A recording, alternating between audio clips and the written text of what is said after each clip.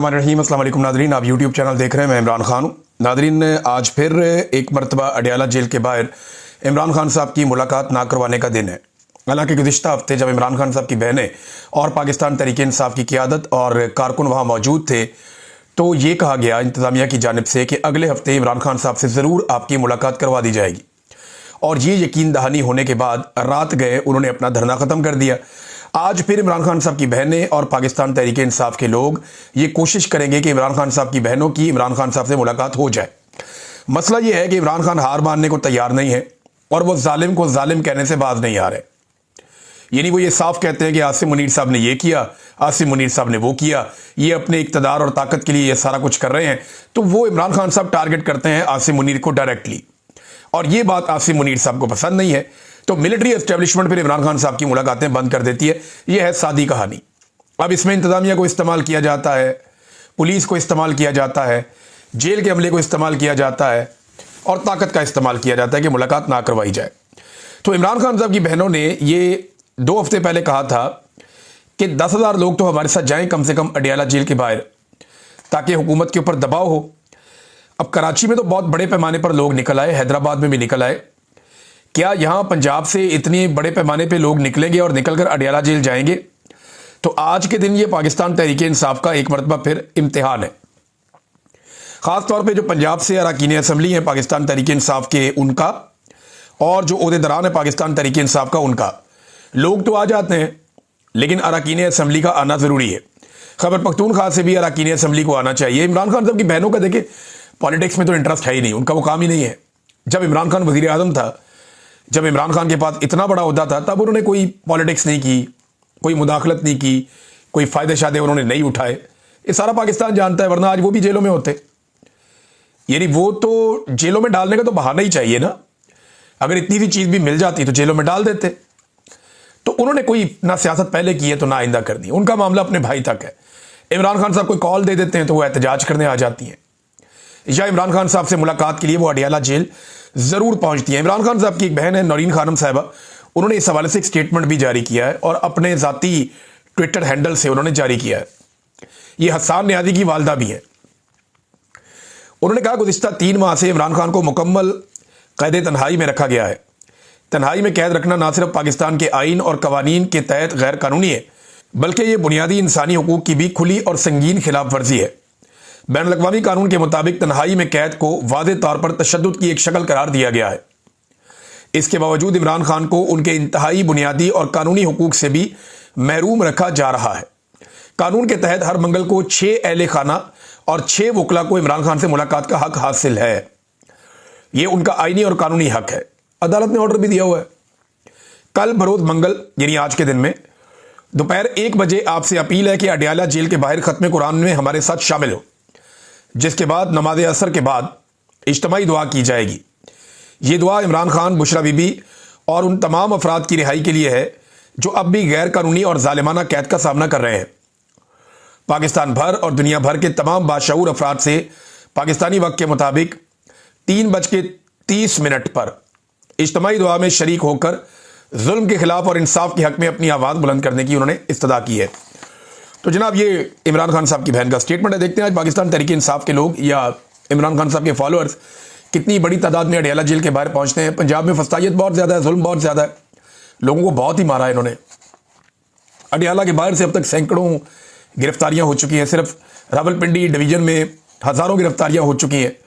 तो लोगों के लिए बड़ा मुश्किल होता है, लेकिन इसके बावजूद लोग निकल कर आ जाते हैं। तो आज हम देखेंगे और फिर शाम को आपको बताएंगे कि क्या सूरत हाल वहाँ पर बनी है। दूसरा नाज़रीन, सारे के सारे तज्जियाकार और हुकूमती अरकान ये रल मिल के सारे सुहेल अफरीदी को पै गए। इससे एक बात तो साबित हुई, तो कराची में सुहेल अफरीदी ने जो भी किया अपने साथियों के साथ मिलकर, या कराची ने जिस किस्म का रिस्पॉन्ड किया है, उसने हुकूमत की और हुकूमत को चलाने वालों की और उनके हैंडलर्स की नींदें हराम की है। तो मैंने आपको जैसे कि कल बताया था कि इन्होंने एक मीटिंग की फौरी तौर पर, और मीटिंग में तय किया कि सुहेल अफरीदी को दीवार से लगाया जाए, कराची की उनकी कामयाबी को बिल्कुल कामयाबी ना बनने दिया जाए और नए इशू की तरफ मामला मोड़ा जाए। तो सुहेल अफरीदी के चंद स्टेटमेंट्स को लेकर उसको सियाको सबाक से हटाकर उसके असल मानी कहीं और रह गए, और इन्होंने तज्जियाकारों के ज़रिए से, मीडिया के ज़रिए से, और ये काम मिलिट्री एस्टेब्लिशमेंट ने करवाया और चंद दानिश्वरों के ज़रिए से इन्होंने इसको एक अलग शक्ल दे दी। वो जरा आ गए, उन्होंने आके उसके ऊपर प्रेस कॉन्फ्रेंस शुरू कर दी और रोला डाल दिया, जनाब ये तो पाकिस्तान के दुश्मन है, ये तो दहशतगर्द हैं, ये वो है। देखिए, ये पाकिस्तान तहरीक इंसाफ को टीटीपी के साथ जोड़ते हैं कि पीटीआई और टीटीपी ये कहते हैं जनाब कि ये कोई एक ही चीज़ है। इमरान खान साहब के दौर में अगर ये एक ही चीज़ होती तो क्या इमरान खान साहब के दौर में तहरीक तालिबान पाकिस्तान कलअदम रहती या ना रहती? इमरान खान के दौर में तहरीक तालिबान पाकिस्तान कलअदम ही थी, उसके ऊपर पाबंदी जारी रही। इमरान खान ने कभी भी इनके साथ कोई मामला नहीं किया कि इनको लेकर आओ वापस, और इमरान खान ये नहीं कहता कि दहशतगर्दों से मुज़ाकरात करने हैं। इमरान खान ये कहता है जो लोग दहशतगर्दी से मुतासिर हैं उनके साथ मुज़ाकरात करने हैं, जो लोग दहशतगर्दी से तंग हैं उनके साथ मुज़ाकरात करने हैं। दहशतगर्दों से कौन मुज़ाकरात करता है? जिसने हथियार उठाया हुआ है, जो पागलपन का शिकार है, जो बम धमाके करता फिर रहा है, जो इंसानों को कत्ल कर रहा है, उससे कौन बेवकूफ मुज़ाकरात करेगा? भाई, मुज़ाकरात तो होते हैं उनके साथ जो दहशतगर्दी से मुतासिर हो रहे हैं, जो स्टेक होल्डर्स हैं, उनके साथ मुज़ाकरात होते हैं, और ये मुज़ाकरात होने चाहिए। इसमें तमाम मकातब फ़िक्र के लोगों को और तमाम स्टेक होल्डर्स को एक साथ बैठाना चाहिए, जैसा कि सोहेल आफरीदी ने बैठाया था, एक जरगा किया था जिससे बड़ी खबरें निकल कर आई थी, और वो इन्होंने जो जरगे की तफसीलात है वो हुकूमत के साथ शेयर भी की, लेकिन अभी तक किसी के कान पे जूं तक नहीं रेंगी।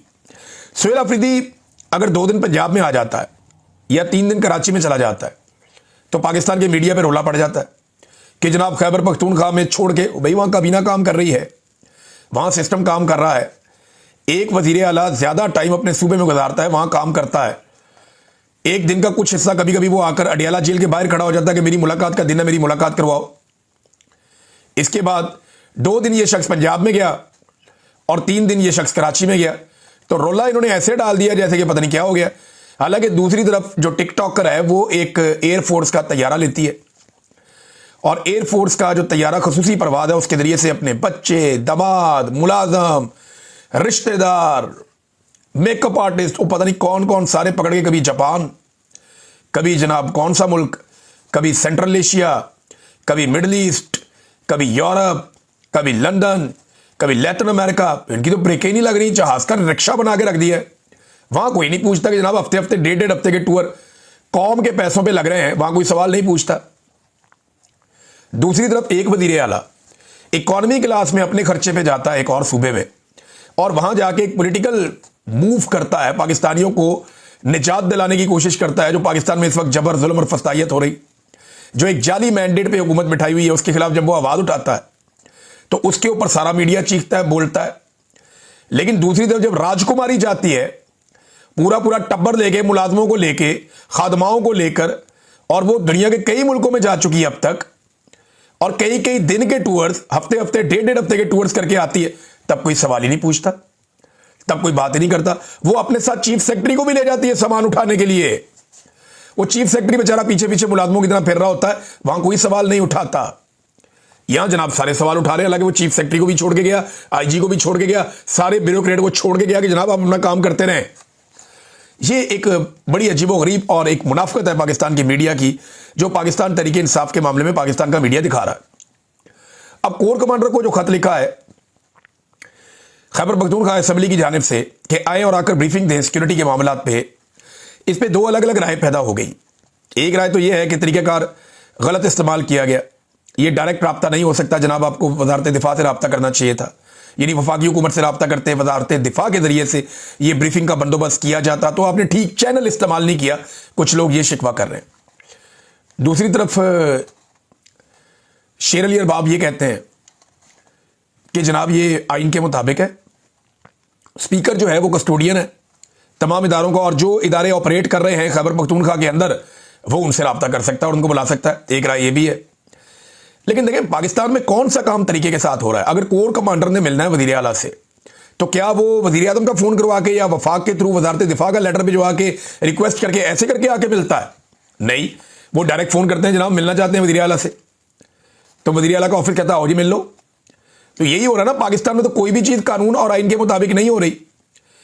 और इतनी इमरजेंसी सूरत हाल है, खैबर पख्तूनख्वा में आग लगी हुई है, एक दहशतगर्दी चल रही है, एक कोर कमांडर को कहा है कि आओ और आकर ब्रीफिंग दो, बताओ यहां चल क्या रहा है। तो ये तो कोई गलत मुतालबा नहीं है अवामी मुंतखब नुमाइंदों की जानिब से, और इसके ऊपर आकर ब्रीफिंग जरूर दी जानी चाहिए, इसमें कोई गुंजाइश नहीं है कि ना दी जाए। नादरीन, एक और पाकिस्तान में कट्टा खोला हुआ है सबने मिलकर, और सहाफ़ियों के जरिए ये कट्टा खोला गया। कुछ सहाफ़ी इस कट्टे को खोलते हैं, कुछ इसको बांध देते हैं। कुछ कहते हैं जी एक नया वंडर बॉय लाया जाएगा, कुछ कहते हैं जी कोई नया वंडर बॉय नहीं आएगा, कुछ कहते हैं जी शहबाज शरीफ को चंद महीने का टाइम मिल गया, शहबाज शरीफ की छुट्टी होने वाली है, लिहाजा नया वज़ीर आज़म लाया जाएगा, उसके बाद या कोई कौमी हुकूमत बना दी जाएगी। ये सब आपको बेचने के लिए सौदा है, ये तवज्जो भटकाने की कोशिश है। ये सारे ना एक दूसरे की इंश्योरेंस पॉलिसी है। आसिम मुनीर को शहबाज शरीफ जैसा वज़ीर आज़म मिल ही नहीं सकता। ऐसा शानदार खुशामदी वज़ीर आज़म जिसने अक़वाम मुत्तहिदा में खड़े होकर भी नाम लिया, वो नहीं मिल सकता शहबाज शरीफ को, सवाल ही पैदा नहीं होता। आसिम मुनीर को ऐसा वज़ीर आज़म नहीं मिलेगा, जो मर्जी चिराग लेके ढूंढे इतना खिदमत गुजार आदमी नहीं मिलेगा, तो इसको क्यों छोड़ेगा वो।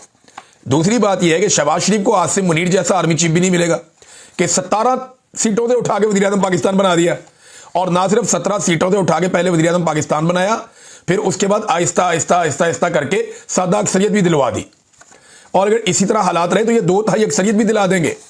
तो शहबाज शरीफ को ऐसा, ये एक दूसरे की इंश्योरेंस पॉलिसी है, ये एक दूसरे के बगैर सांस भी नहीं ले सकते, क्योंकि इन सबको डर है कि इमरान खान और इमरान खान का क्राउड इनको खा जाएगा। तो इमरान खान से बचना है तो इन्होंने एक दूसरे के पीछे छुपना है। मिलिट्री एस्टेब्लिशमेंट ने इन्हीं सियासतदानों के पीछे छुपना है, और इन्हीं सियासतदानों ने मिलिट्री एस्टेब्लिशमेंट का सहारे चलना है। इसके अलावा इनके पास रास्ता कोई नहीं है। अब ये वंडर बॉय कहां से आएगा? भाई वंडर बॉय कहता है, कोई बंदर बॉय कहता है, कोई कहता है जी लफंडर बॉय कहता है, कोई जनाब मुझे अभी मैं एक और डंगर बॉय भी सुन रहा था मैं। ये सारे काम डंगरों वाले ही हो रहे हैं पाकिस्तान में। ये जोन सा मर्जी बॉय ले, पाकिस्तान नहीं चलना है इनसे। ये अगर पैसे मांग तांग के इकट्ठे भी कर लेंगे ना, अवाम को पीस के, अवाम का खून और पसीना नचोड़ के ये पैसा छीन के इकट्ठा भी कर लेंगे ना, तो ये पाकिस्तान को आगे नहीं बढ़ा पाएंगे। उसकी वजह यह है कि पाकिस्तानी जो हैं वो ये नियत कर चुके हैं कि इनके साथ नहीं चलना हमने। पाकिस्तानियों को ये शक्ल ही पसंद नहीं है।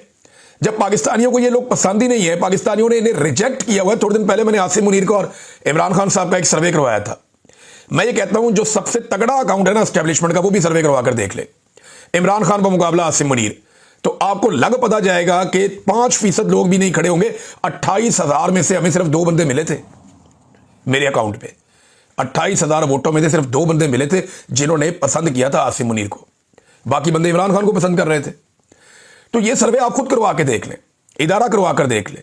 तो लोगों ने जिन लोगों को रिजेक्ट कर दिया ना, जिस हुकूमत को रिजेक्ट कर दिया, जिन शक्लों को रिजेक्ट कर दिया, उनके साथ लोग अब नहीं चलने के। लोग पाकिस्तान से पैसा भी निकाल कर लेकर जा रहे हैं, लोग खुद भी पाकिस्तान छोड़ छोड़ कर जा रहे हैं। नाज़रीन देखिए वक्त कैसा बदलता है। मौलाना फजलुर रहमान साहब डिजिटल मीडिया की कॉन्फ्रेंस में उन्होंने शिरकत की और उससे उन्होंने खिताब भी किया। एक वक्त हमारे उलमा इकराम ये समझते थे कि तस्वीर बनाना हराम है, वीडियो बनाना हराम है। आज डिजिटल मीडिया की कॉन्फ्रेंस में उलमा इकराम की जो एक बड़ी पॉलिटिकल पार्टी है उनके लीडर शिरकत कर रहे हैं, फजलुर रहमान साहब। कैसे वक्त बदलता है, तो उन्होंने कहा 27वीं तरमीम ने यह बता दिया है कि अब जंग नजरियात की नहीं है बल्कि अथॉरिटी की है। एस्टेब्लिशमेंट अपनी गिरफ्त मजबूत कर रही है। अब फैसले पिंडी में होंगे और कानून साजी इस्लामाबाद में होगी। कुर्सी पर बैठे हुक्मरान डमी भी हैं और सिर्फ गालियां खाने के लिए बैठाए गए हैं कि गालियां इनको पड़ जाएं, असल जिम्मेदार कोई और है। तो मौलाना फजलुर रहमान साहब ने कॉन्फ्रेंस से खिताब किया, एक और बात की कि क्या दुनिया में कहीं होता है कि किसी को जिंदगी भर के लिए कानून से मुस्तस्ना करार दे दिया जाए? रसूलुल्लाह सल्लल्लाहु अलैहि वसल्लम ने अपने आप को मुस्तस्ना करार नहीं दिया। हजरत उमर फारूक रज़ियल्लाहु ताला अन्हु ने अपने आप को मुस्तस्ना करार नहीं दिया। आज किसी शख्स की पाकिस्तान से वफादारी की कोई कीमत नहीं जब तक कि वो उनका वफादार ना हो जाए।